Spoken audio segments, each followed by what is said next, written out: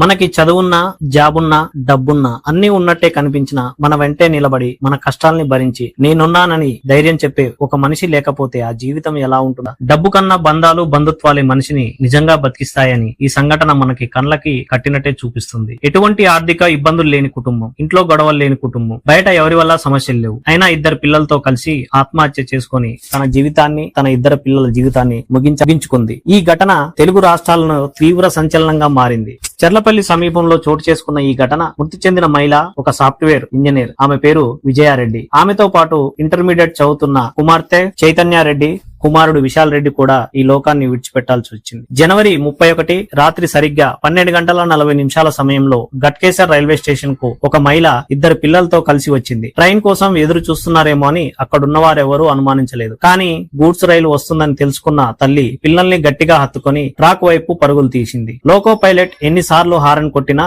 వారు పక్కకు తప్పుకోలేదు, వెనక్కి తగ్గలేదు. వేగంగా వచ్చిన రైలు ముగ్గురిని ఢీకొనటంతో అక్కడక్కడే మృతి చెందారు. నిశ్శబ్దంగా ఉన్న రైల్వే స్టేషన్ ఒక్కసారిగా గందరగోళంగా మారింది. పోలీసులు అక్కడికి చేరుకుని పట్టాల మధ్య తీవ్ర గాయాలతో ఉన్న 3 మృతదేహాలను గుర్తించారు. మృతులు బోడుప్పల్ హరితావనం కాలనీకి చెందిన విజయారెడ్డి, ఆమె కుమార్తె చైతన్యారెడ్డి, కుమారుడు విశాల్ రెడ్డి అని నిర్ధారించి మృతదేహాలను గాంధీ మార్చరీకి తరలించారు. బోడుప్పల్ హరితావనం కాలనీలో ఈ కుటుంబం 8 ఏళ్లుగా నివసిస్తుంది. 2007లో వివాహమైన విజయారెడ్డి, సురేందర్ రెడ్డి దంపతులు అన్యోన్యంగా జీవించేవారని, అందరికీ ఇన్స్పిరేషన్ గా ఉండేవారని బంధువులు చెప్తున్నారు. సురేందర్ రెడ్డి ఉద్యోగరీత్యా గత 14 నెలలుగా దుబాయ్ లో ఉంటున్నారు. విజయారెడ్డి హైటెక్ సిటీలో ఒక ప్రైవేట్ కంపెనీలో గ్రూప్ లీడర్ గా పనిచేస్తూ మంచి కెరియర్ లో ఉన్నారు. పిల్లలిద్దరూ నారాయణ కాలేజీలో ఇంటర్మీడియట్ చదువుతూ హాస్టల్లో ఉంటున్నారు. చనిపోయే ముందు రోజు జేఈ మెయిన్స్ కారణంగా కూతుర్ని ఇంటికి తీసుకొచ్చింది. అదే రోజు కుమారుణ్ణి కూడా కాలేజీ నుంచి తీసుకొచ్చింది. తన తల్లికి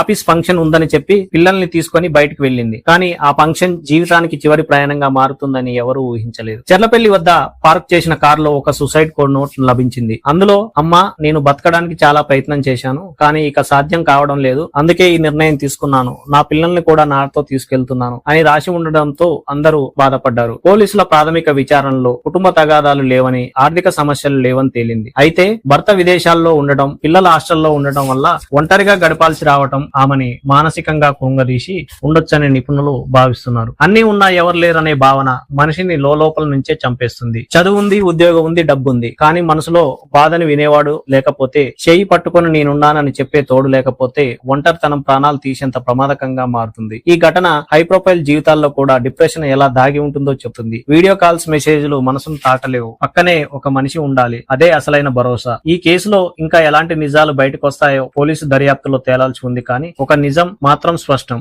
డబ్బు కాదు, బంధమే మనిషిని బతికిస్తుంది. Thank you. ఈ వీడియో గనక మీకు నచ్చినట్టయితే లైక్ చేయండి, సబ్స్క్రైబ్ చేసుకోవడం మాత్రం మర్చిపోవద్దు.